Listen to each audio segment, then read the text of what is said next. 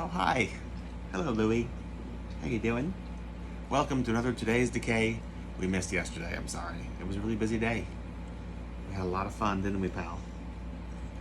Yeah, so I'll go over a little bit of what happened yesterday. We have to move on to today, because here we are.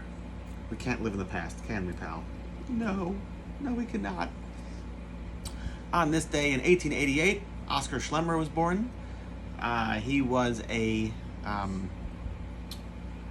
artist involved with Cabaret Voltaire, right? I think, along with like the Dadaist movement and the Bauhaus world. Meade Lux Lewis, born on yesterday's date, September 4th, 1905. Reggie Nadler, born this date, yesterday's date, 1907, who was Nosferatu character in Salem's Lot, the original one, but was also a whole bunch of stuff. I want to say he's a concentration camp survivor, if I remember correctly, and also played in the Star Trek, the original series. On yesterday's date, 1945, one of my favorite films I haven't seen in a long time, that we'll probably revisit soon, was the British film The Dead of Night premiered. That's a horror anthology, kind of in the same vein as, I guess, what eventually becomes like Tales from the Crypt, EC Comics type stories, and Twilight Zone to a degree. Anthology film, couple of short stories, all really good. Really spooky film. Peter Lorre's Mystery in the Air. Peter Lorre had a radio show called Mystery in the Air, and on yesterday's date, premiered the episode Mask of Medusa, which was awesome. It takes place in a wax museum, and he's got this one line in particular that I always felt was really good. It was like, "You fool, you say you hate murder, but you killed everyone in this room." And yeah, it's good. I mean, it's a good episode in total, but well worth watching for Peter Lorre's performance. Michael Berryman, born on yesterday's day, 1948. Shane Morton, aka Professor Morte, born on yesterday's date. And also in 2016, the Misfits finally reunited Glenn Danzig on stage with the Chiafra brothers. Something nobody ever thought was going to happen. What did we think was not going to happen?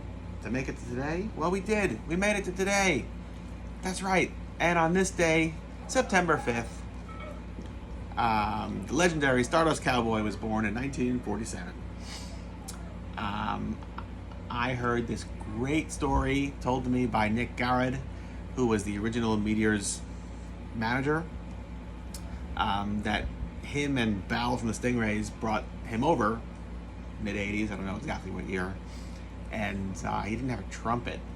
And so Bal went looking through all these thrift stores and secondhand stores trying to find a trumpet, and while legendary Stardust Cowboy was on stage playing Paralyzed, Bal, proud of himself, has this trumpet stuck in his jacket, and just leans up on stage and presents him the trumpet. Doesn't miss a beat, and you just tell they're all so proud of themselves for bringing this level of insanity to England. I got to see him 2005-ish, I don't know, at Mr. T's Bowl, maybe 2006. He played at Mr. T's Bowl, and it was it Klaus Fluoride from Dead Kennedys? It's somebody from Dead Kennedys. It was his backing band, and he legendary Stardust Cowboy stripped off all his clothes, wearing nothing but tighty whities, cowboy boots, and a cowboy hat, and is running around the room, throwing out paper plates with his P.O. box on it, I think, whatever his contact information. Maybe it was an email address. It's probably a P.O. box. I don't know.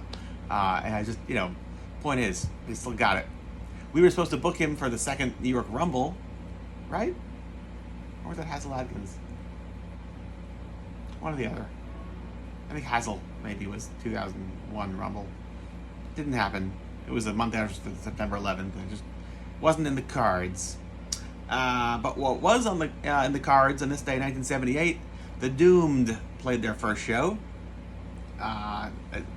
This is like almost like alternate history or something, like what if like type scenarios here that I really love. In this case, it did happen where you had basically the Damned and Motorhead did like a jam band together, just mixing each other's songs together, and like, could you imagine seeing this? I cannot. They did it back and forth a couple of times. There's also Motor Damned, I think, is like a release, but I think they just played as the Damned. I'd rather as the Doomed. I think there was like a moment there where maybe Lemmy was going to join the Damned when was it when Brian James left and the Captain moved over to guitar, or was it even after that? I think that's when, right? Yeah, 78, right? So it'd be like after the second album.